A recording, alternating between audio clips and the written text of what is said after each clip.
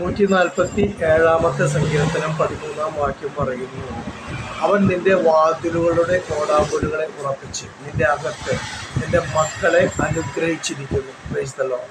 ഒരു ഭക്തനെ കുറിച്ച്, ദൈവത്തിൽ ആശ്രയിക്കുന്ന ഒരു മനുഷ്യനെ കുറിച്ച് ദൈവം പറയുകയാണ്, നീ ഒന്നിനെ കുറിച്ച് ഭാരപ്പെടരുത്. നിന്റെ വാതിലുകളെ ഉറപ്പിക്കുന്ന ഒരു ദൈവമുണ്ട്, ഓടാമ്പലുകളെ ഉറപ്പിക്കുന്ന ഒരു ദൈവമുണ്ട്. എന്തിനാണ് ഓടാമ്പലുകൾ ഉറപ്പിക്കുന്നത് എന്ന് ചോദിച്ചു കഴിഞ്ഞാൽ, നിന്റെ അകത്തിരിക്കുന്ന മക്കളെ ആക്രമിക്കുവാൻ ഒരു തരത്തിലും ദൈവം സമ്മതിക്കത്തില്ല. Praise the Lord. ഏതിൻ്റെ അകത്താണ്?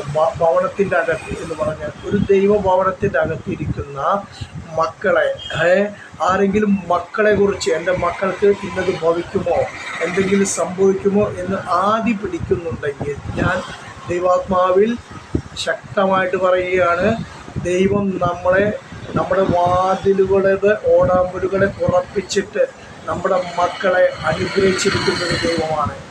ഒന്നിനെക്കുറിച്ചും വിചാരപ്പെടുവാൻ നമുക്ക് സാധ്യതയില്ലാത്ത വണ്ണം ദൈവം നമ്മളെ അനുഗ്രഹിച്ചിരിക്കുന്ന ഒരു ദൈവമാണ്.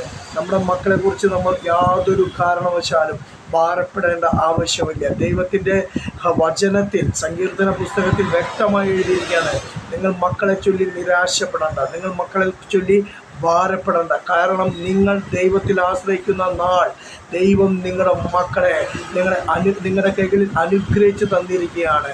മക്കൾക്ക് വേണ്ടി നിങ്ങൾ പ്രാർത്ഥിക്കുക, ദൈവനാമത്തിൽ അവരെ ചേർത്ത് നിർത്തുവാൻ പരിശ്രമിക്കുക.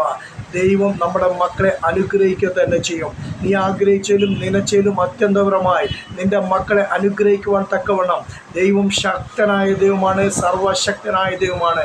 ആ ദൈവത്തോട് പറ്റിയിരിക്കുവാൻ നമുക്കെല്ലാവർക്കും കഴിയട്ടെ എന്ന് പറഞ്ഞുകൊണ്ട് എൻ്റെ വാക്കുകളിൽ നിന്ന് വിരമിക്കുന്ന കർത്താവ് നമ്മളെ എല്ലാവരെയും അനുഗ്രഹിക്കുമാറാകട്ടെ.